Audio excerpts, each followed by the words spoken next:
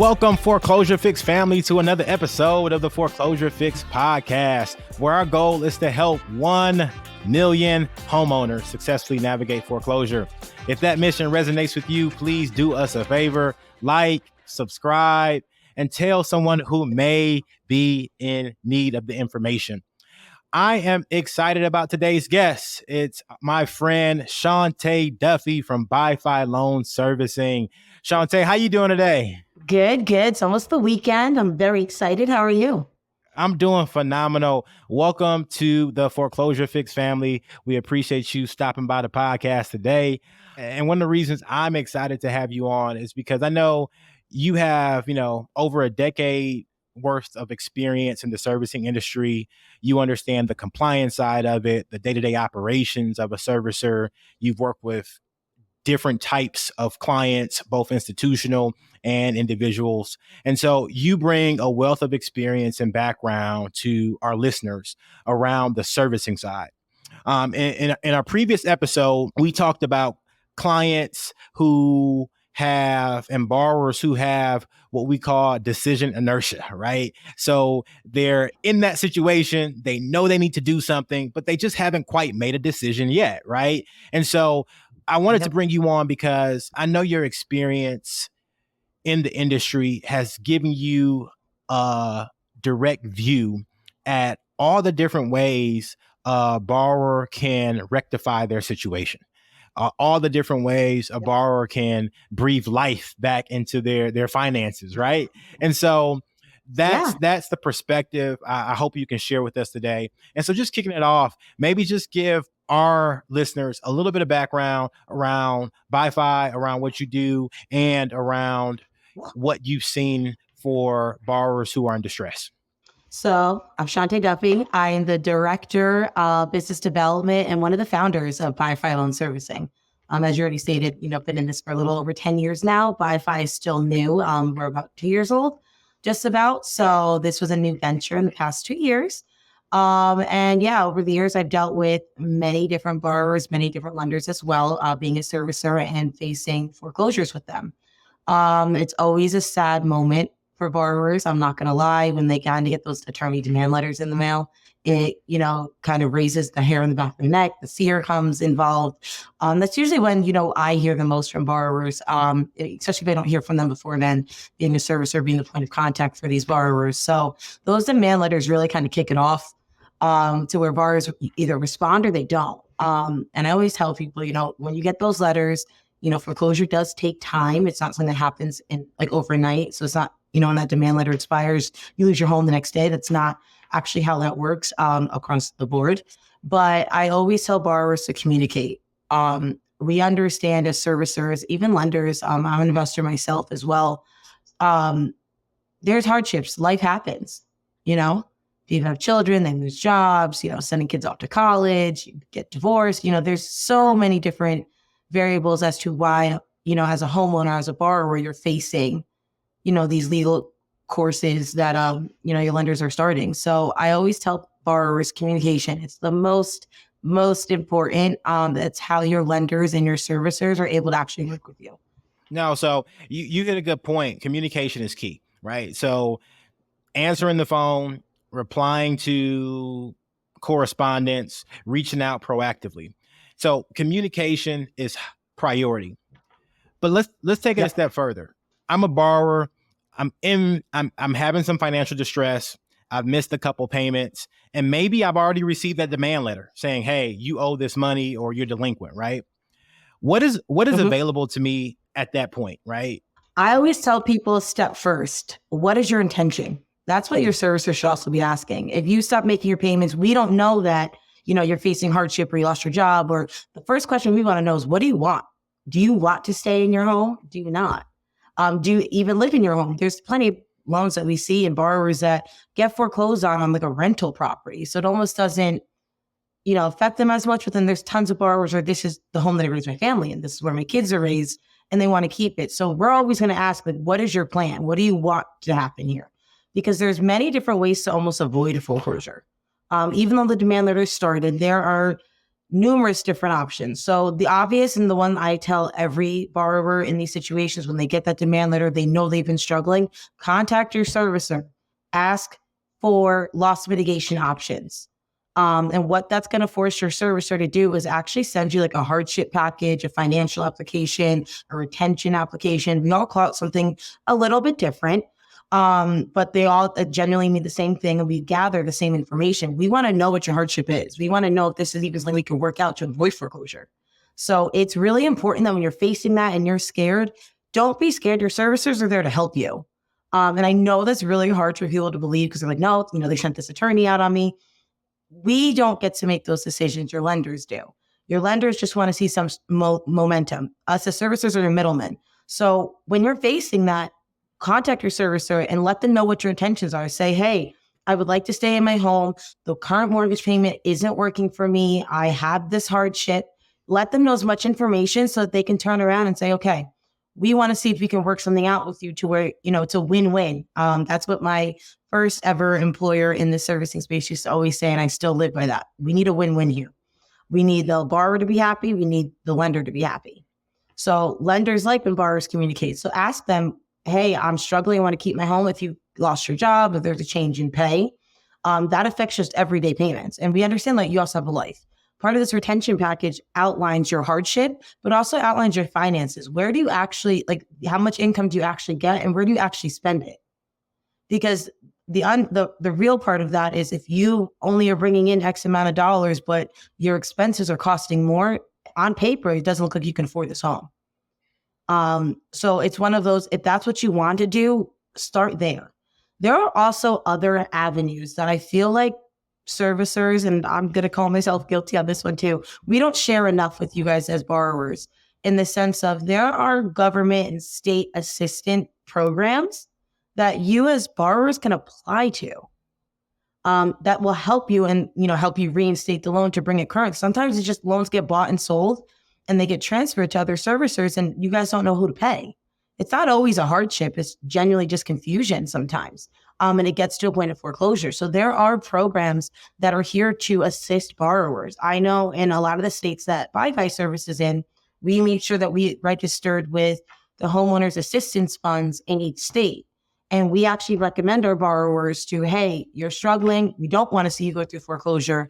You have a huge reinstatement to at least bring this account current. It'll help you to avoid foreclosure, especially if they're able to maintain the mortgage payment moving forward. We just need to pick up the back end.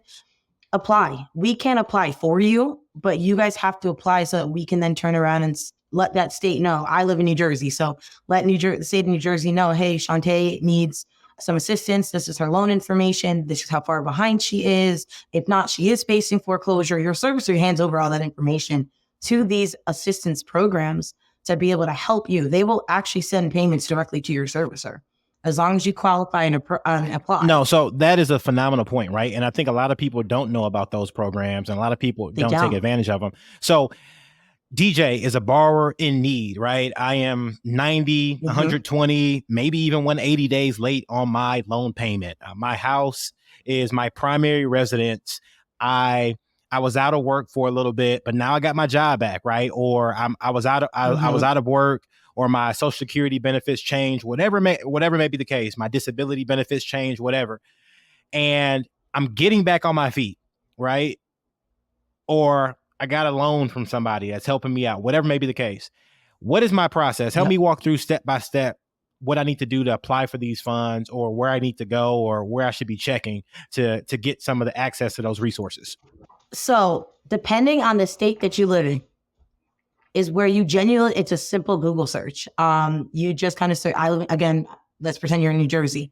Search New Jersey Homeowners Assistance Fund or ask your servicer, how do I apply?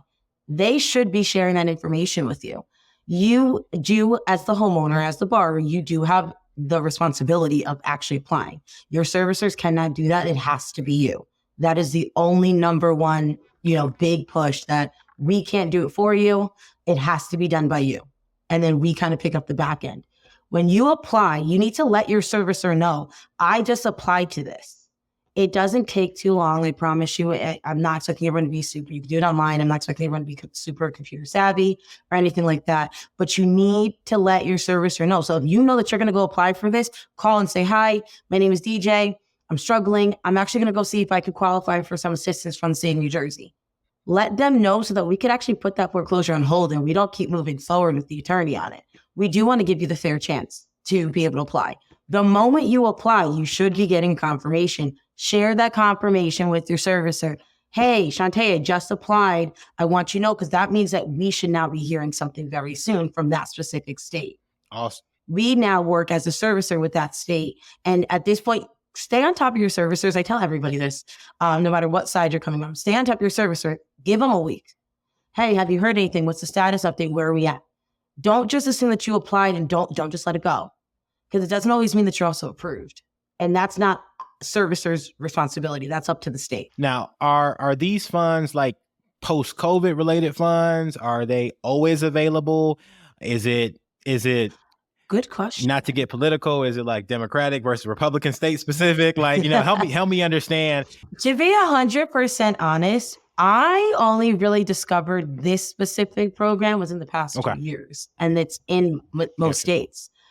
There's always help. I want to make that very clear. Before COVID, there was still assistance.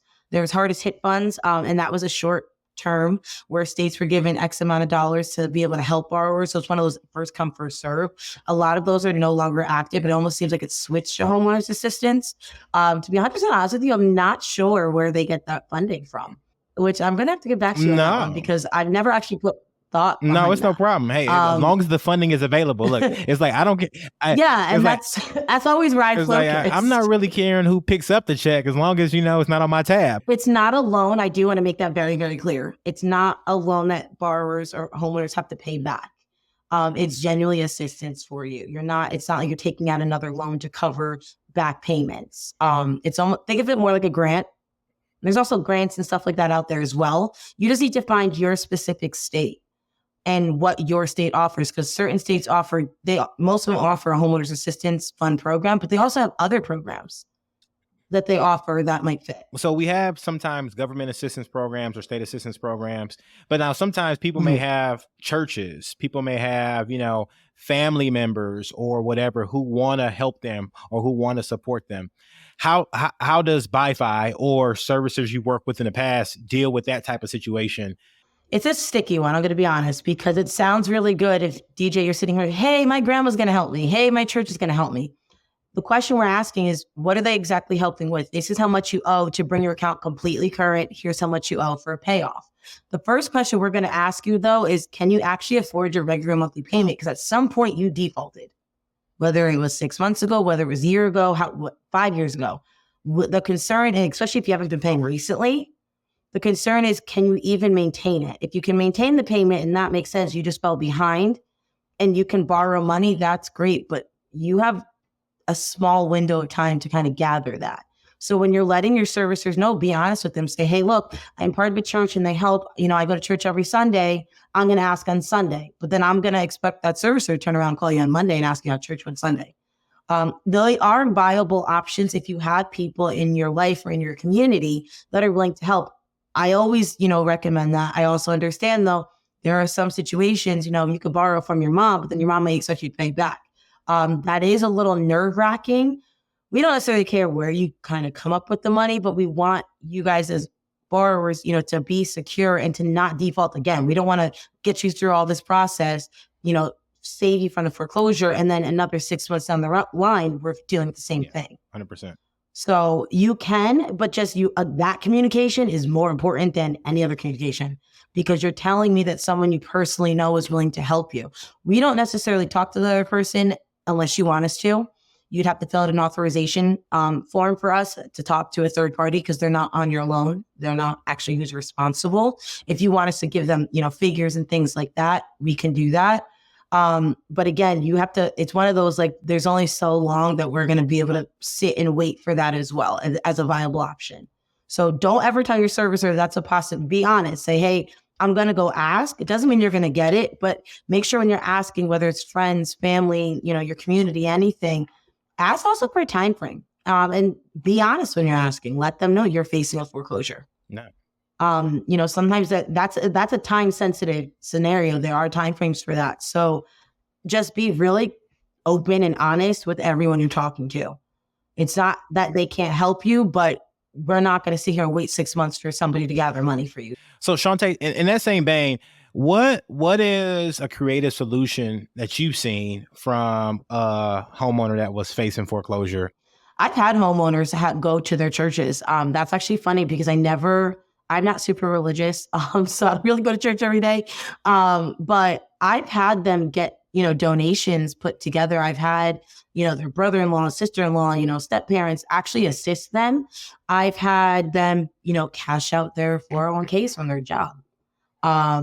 They've kind of pulled resources, especially when they know. And again, a lot of homeowners are facing foreclosures without 100% like knowing and understanding. Again, loans get service transferred all the time and borrowers have no say in that. So when you're getting hello letters and goodbye letters, you don't know who to pay anymore. And when that starts and when that stops and late penalties. So I feel like the most creative is people who are able to go and ask people that they know, who don't go through an assistance program, who somehow figure it out, whether it's from family and friends, whether it's from a 401k. I've had people who have not been that far behind, cost-wise, like dollar amount-wise, and they've asked for their vacation pays to be advanced because they haven't taken them. And it's one of those that kind of, ramp up. They are able to find something. There are plenty of borrowers who can't fully reinstate the entire loan, but let's say you're $10,000 behind, but they have 5. There are lenders that are willing to work with that 5 and say, okay, we're going to work on a forbearance agreement for the next year to where you make up that same 5, the additional 5, and then, but also keep you on track to, stay current. So there are options for, other than just like modifications, and there's plenty of options for homeowners to, if they're in certain situations, how they can work around it. Gotcha. So, this podcast, I like to share dirty little secrets, right? And so I want the real. I don't want the professional. I want the stuff that you talk about with cocktails and with your colleagues in the industry, right? So help our listeners understand, if I am calling my servicer or talking to my servicer, what things can I do to get favor from my servicer? Like, what things will allow the servicer to say, well, this DJ guy is a nice guy. Let's hold off a couple more months, or the investor, to say, hey, let's hold off a couple more months. Like, what things can I do? It's be honest about your hardship. Be honest as to why you stopped, and be honest with your intention. It's funny because you get these calls, and my team for years, every team I've ever been a part of in servicing, it's funny because we'll all hang up the phone and be like, man, this borrower did this, and this, and that's why they haven't paid. And we feel bad. One of my favorites, this one, it's not funny. I don't even know why I'm laughing because it was so unbelievable. I didn't believe it, but it was the reality. This woman got into a really bad car accident, and it actually ended up killing her granddaughter who was in the car with her. And to me, the way she was talking about it was so outlandish because she didn't, I don't know, I expected her to cry or do something. And then when she started to submit like reports and obituaries, it was like, wait, so we kind of had to tell the lender, like, we have to hold on because that's a mental toll on somebody. For the physical, we're glad that she's okay. She also lost a family member. There was a lot building up. Be honest about your situations and back it up. I tell her, back it up. If you're telling me that you got fired and you're sitting here trying to find jobs and, hey, I'm collecting unemployment right now, be honest. You can't collect unemployment for forever. We know that. Okay, how are you applying to jobs? People will call. I have an interview tomorrow, Shante. Just want to let you know. Okay. Build a relationship. That's how you get the favor and a little bit more of the sweetness. The servicers aren't the ones that get to 100% decide. It's the lenders. So we work at the hands of lenders. So when we turn around and say, hey, we talked to DJ and, he's unemployed right now and he starts his new job on August 15th.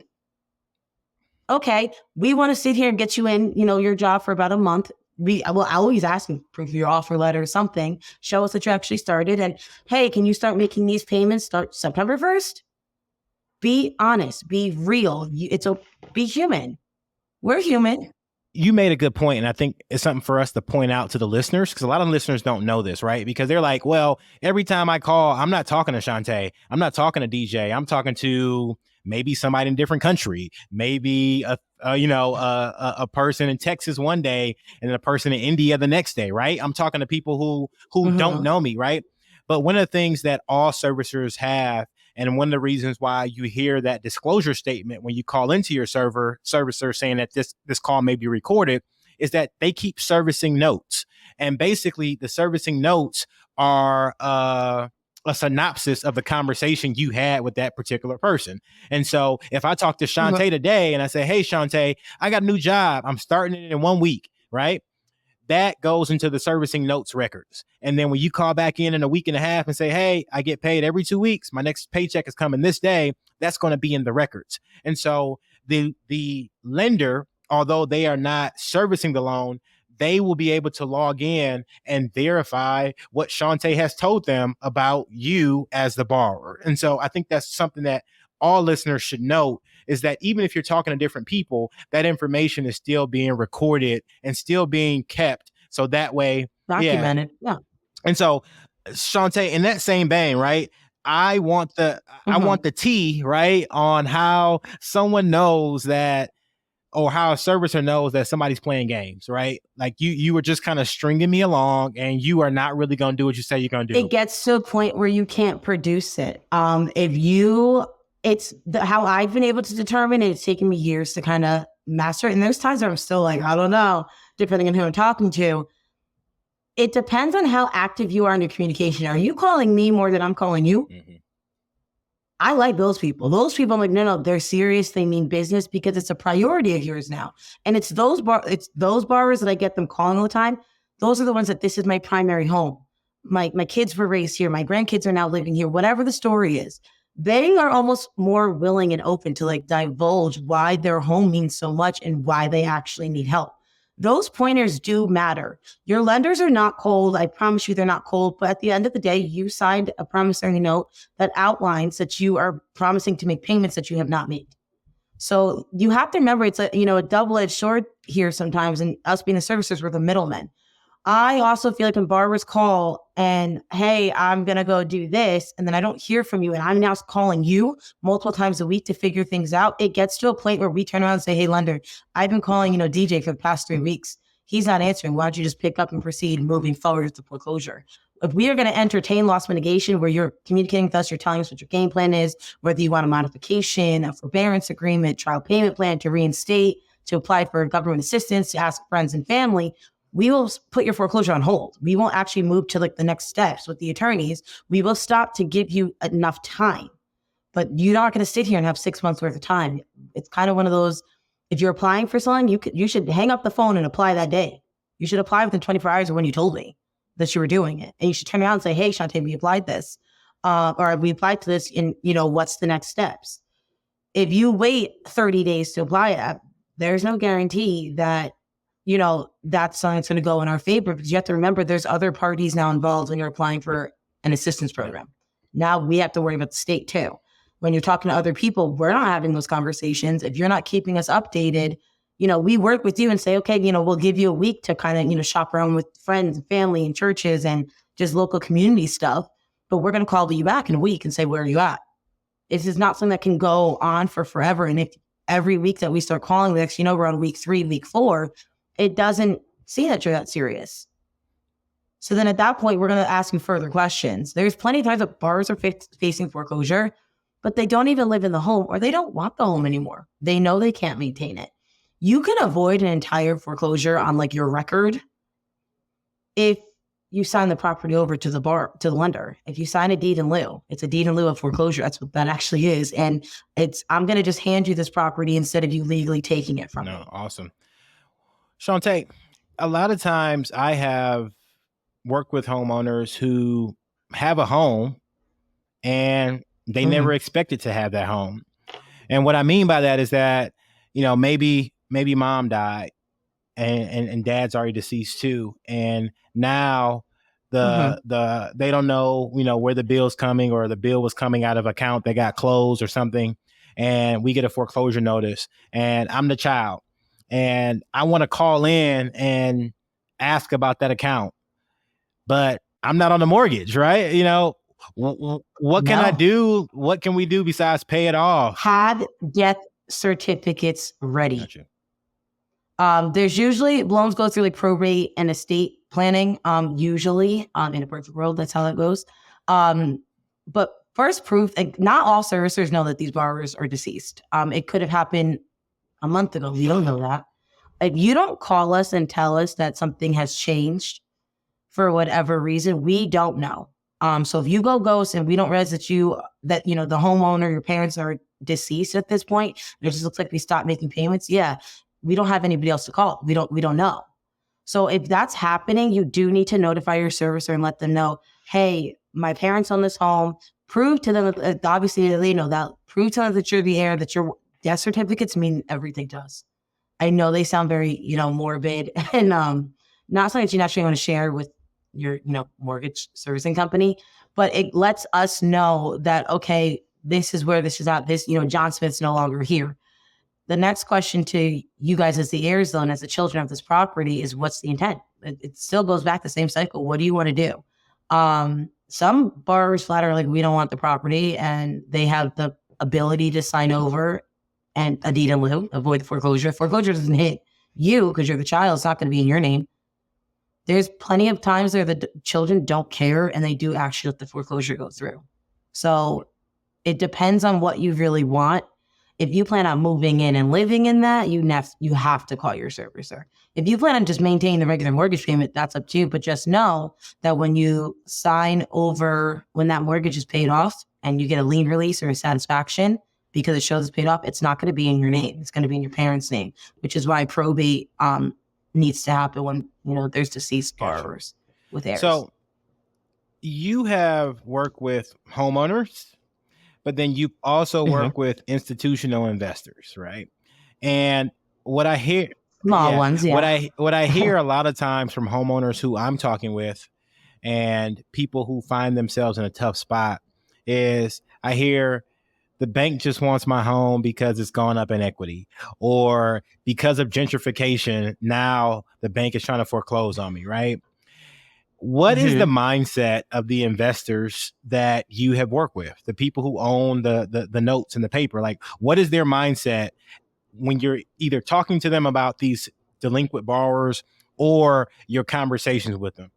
It varies. I'm going to be 100% honest with you. And I'm an investor myself as well. So I've had to sit here and face and deal with some foreclosure stuff that most of the investors I've crossed paths with over the past 10 years, they don't actually want your home.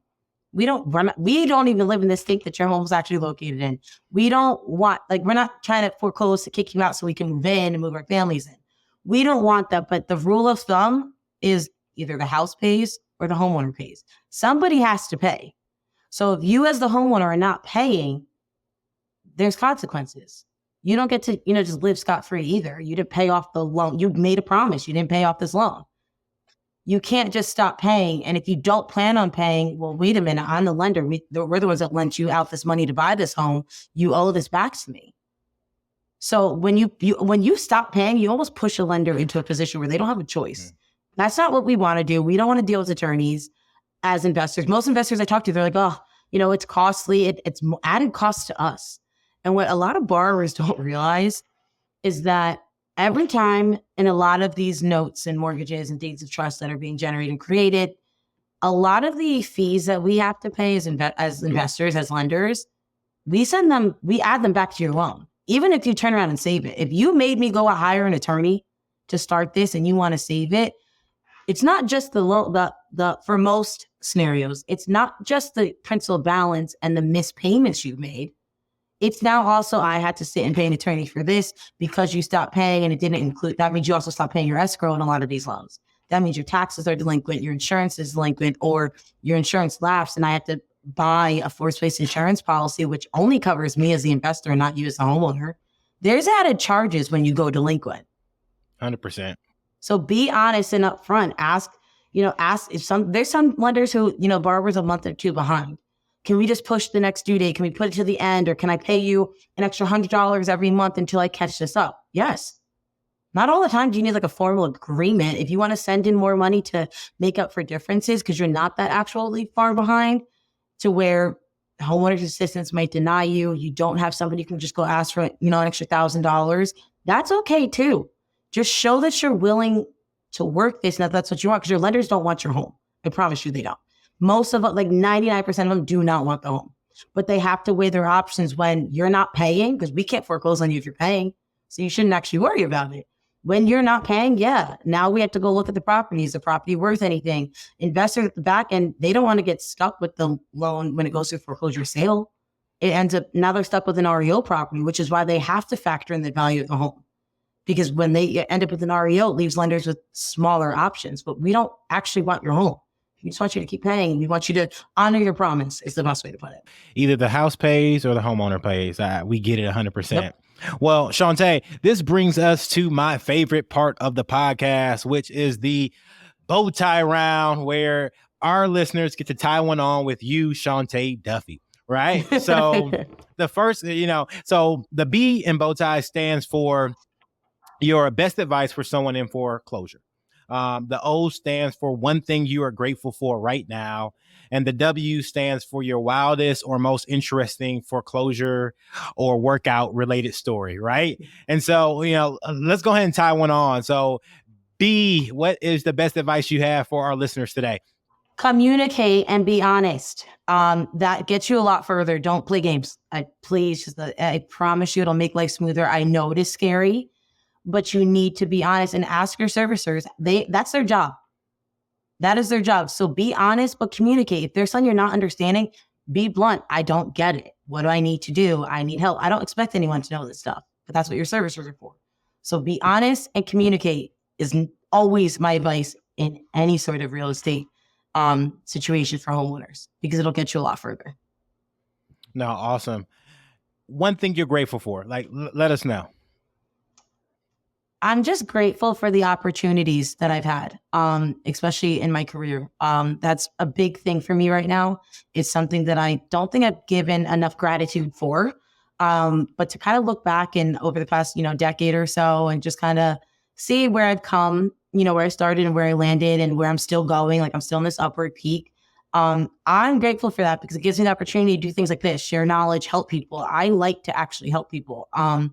And I know, not in the sense of like I want to be a doctor, but knowledge is power. And I don't think people use that enough. So I am very, very grateful for, my hard work and being able to share it with everybody else and, keep growing. I'm very grateful for the opportunities. No, our listeners are definitely grateful for you joining our podcast today. So your wildest or most interesting foreclosure related story or workout? I don't think it's really wild. I think what blows my mind every time, it's more of like really, we have to go through all this to get to this. And it drives me nuts. It truly does. Foreclosures don't happen overnight, as I said a little while ago. So you get a demand letter. You're getting called from your servicing company. They're still trying to hey, you want to work something out? You're still getting monthly statements from your servicer. That doesn't stop. So you're almost just ignoring all this communication.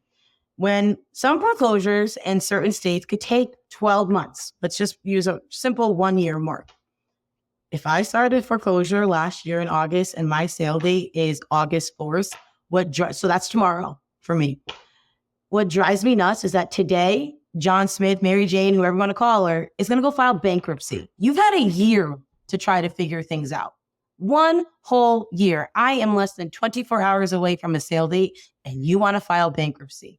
It blows my mind, because you need an attorney to help you with that. So you have the money to pay an attorney, but you don't want to pay for your home. It never made sense to me. It's something that drives me up a wall, especially when it's like the day before the sale. Bankruptcy is an alternative for some borrowers, and sometimes they need to. It's a restructuring of, their finances and things like that. But every time, every loan that I've ever serviced, it's like, they filed bankruptcy. We got to stop the foreclosure. I'm like, are you kidding? And I usually don't find out like the next morning when it's a foreclosure, like the sale date's happening at 10. And it's 9:45 and it's, Shante, this borrower filed for, chapter 13 or chapter 7 bankruptcy. I'm like, are you kidding? Because now you can't, us as lenders, bankruptcy almost protects borrowers. We can't do anything until you go through that process. So you kind of left our hands tied. We're not even allowed to call you. That's how much protection bankruptcy has for, covers for borrowers. So for me, it's just, it's wild that we wait to the last second. I'm not saying it's not necessary. I just don't know why we're waiting when you had 12 months to kind of make those options. And we could have completely avoided the foreclosure if you genuinely needed to file bankruptcy. But it does affect us because there's a loan. I totally understand exactly what you're talking about. And I have been on both ends of that equation. I have been on the end where I'm advising a borrower, hey, you need to file bankruptcy tomorrow. Otherwise, you're going to lose your house. And I have been on the end where I've been the lender and somebody has filed bankruptcy on us right before. And I don't know if Shante did this intentionally or accidentally, but she did give our listeners a secret. And this is a dirty little secret. And I got to tell you, bankruptcy is the nuclear option. So if you are in foreclosure and your foreclosure date's coming up tomorrow and you file bankruptcy today, that will automatically stop or stay your foreclosure. And so keep that in mind. Now, as Shante said, it is frustrating for a lender. It definitely adds fees, for you as the borrower, and it can mess up your credit. But it will. We will have some podcast episodes going deep into bankruptcy in the coming months. And so please stay tuned because we'll talk all through that. But that is one thing you can do if you need a nuclear option at the last minute to save your house. So Shante, we are so grateful for you swinging by the podcast today and for you sharing your insights. We really appreciate you and are grateful for you and your team over at BIFI Loan Servicing. Let our listeners know if they want to stay in contact with you, if they want to get in contact with you, if they want to follow your journey, let them know how to do that. Yeah, I always tell everybody to email me. Email me at sduffy@bifils.com. Awesome. Or feel free to give us a call, 888-217-7652, and ask to speak with me. I'm here to answer questions, help out. Your loan might not have to be here, but if you want, some further information, I can at least point you in the right direction. Because as I said, knowledge is power, and I love sharing it. Awesome, Shante. Well, this wraps another episode of the Foreclosure Fix Podcast. Please do us a favor, like, subscribe, and tell more people who you think can benefit from this information. You can find us on the foreclosurefixpodcast.com or on your favorite listening platforms. Until next time, folks, this is DJ Alojo signing off. I love you and God bless you. The views and opinions on this podcast are for informational purposes only and should not be construed as legal advice. If you have a specific legal question, we highly recommend you contact a qualified legal professional.